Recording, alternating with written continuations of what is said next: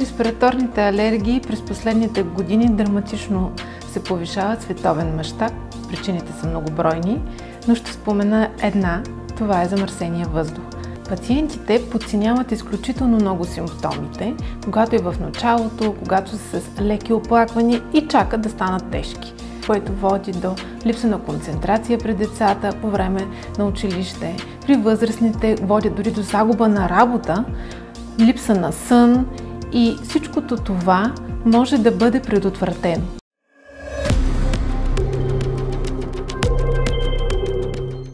Когато говорим за респираторни алергии, ние имаме предвид две заболявания – хроничен риноконюктивит и алергичната астма.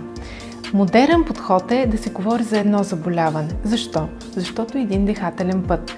А при пациенти, които са с хроничен алергичен ринит, те са предразположени и към астма и обратното. Пациенти с астма с продължаващ хроничен ринит.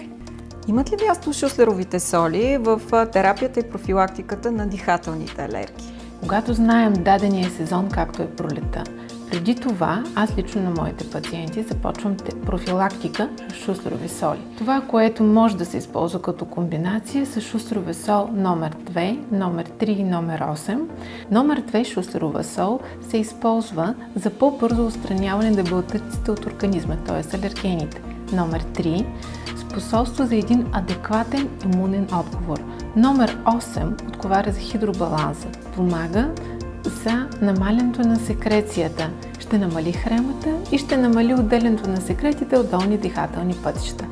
Тази комбинация може да се използва не само като профилактика, може да се използва и съвместно с конвенционалната терапия за алергиите. Потенцира ефекта на конвенционалната терапия и имаме един по-добър ефект.